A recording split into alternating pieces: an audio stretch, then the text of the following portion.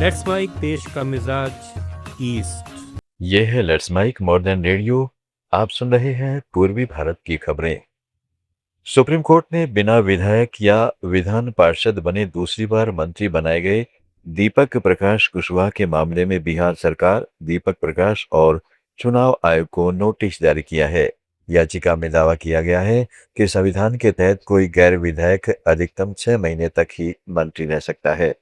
आरोप है कि दीपक प्रकाश पहले नीतीश सरकार में मंत्री रहे और सदन के सदस्य बने बिना ही सम्राट चौधरी सरकार ने फिर मंत्री बना लिए। सुनवाई के दौरान याचिकाकर्ता ने सुप्रीम कोर्ट के 2001 के एस.आर. चौधरी बनाम पंजाब राज्य फैसले का हवाला देते हुए कहा कि 6 महीने की संवैधानिक सीमा को दोबारा मंत्री बनाकर रीसेट नहीं किया जा सकता। फिलहाल सुप्रीम कोर्ट ने सभी पक्षों से जवाब मांगा है।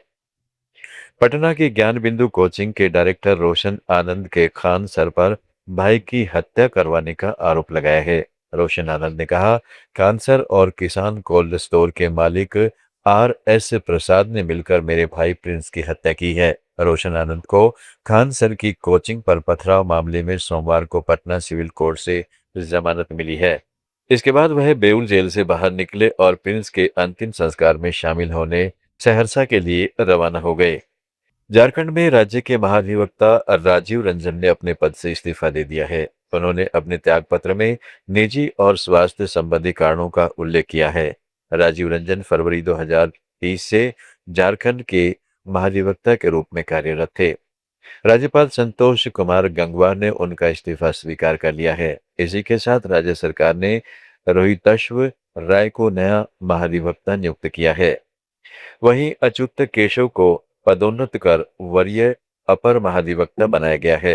हालांकि राजीव रंजन ने इस्तीफे की वजह निजी और स्वास्थ्य संबंधी कारण बताए हैं, लेकिन उनके अचानक इस्तीफे के बाद राजनीतिक गलियारों में कई तरह की चर्चाएं और अटकलें भी तेज हो गई हैं।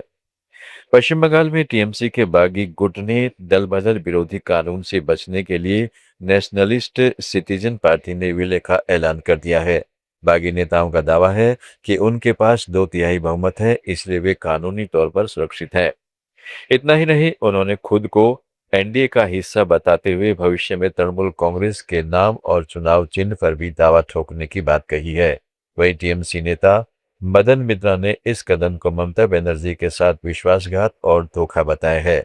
उनका कहना है कि बागी नेता टीएमसी के चुनाव चिन्ह पर जीतकर आए थे और अब अपने वादे से मुकर गए हैं। उधर बागी गुट का कहना है कि जुलाई में वे पार्टी के नाम और सिंबल को लेकर औपचारिक दावा पेश करेंगे। टीएमसी के बागी सांसदों के nationalist citizens party of India में विलय पर कांग्रेस नेता इमरान मसूद ने कहा कि ये असंवैधानिक है। भाजपा तानाशाही चाहती है, विपक्ष में कोई आवाज न रहे, उसी रास्ते पर भाजपा चल रही है। टीएमसी के महासचिव अभिषेक बनर्जी आज कोलकाता स्थित प्रवर्तन निदेशालय के दफ्तर पहुंचे, जहां उनसे कैश फॉर स्कूल जॉब घोटाले में पूछताछ की गई। ईडी ने उन्हें 3 जून को सम्मन जारी कर आज पेश होने के लिए कहा था। इस मामले में सीबीआई के चार्जशीट में भी उनका नाम शामिल बताया जा रहा है। इससे पहले रविवार को फर्जी हस्ताक्षर मामले में पश्चिम बंगाल की सीआईडी ने उनसे करीब 8 घंटे तक पूछताछ की थी।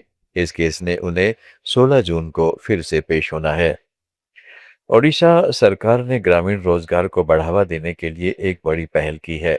मुख्यमंत्री मोहन चरण मांझी की अध्यक्षता में राज्य मंत्रिमंडल ने विकसित भारत गारंटी फॉर रोजगार एंड आजीविका मिशन ग्रामीण यानी वीबी ग्राम योजना को मंजूरी दे दी है। यह योजना 1 जुलाई 2026 से पूरे राज्य में लागू होगी। इसके तहत पात्र ग्रामीण परिवारों को हर वित्तीय वर्ष में कम से कम 125 दिनों के मजदूरी आधारित रोजगार की गारंटी मिलेगी। योजना का उद्देश्य ग्रामीण गरीबों, भूमिहीन मजदूरों और आर्थिक रूप से कमजोर परिवारों को रोजगार उपलब्ध कराना है। इसके साथ ही जल संरक्षण, ग्रामीण सड़क निर्माण, आधारभूत ढांचे के विकास और आजीविका संवर्धन से जुड़े कार्यों को भी प्राथमिकता दी जाएगी।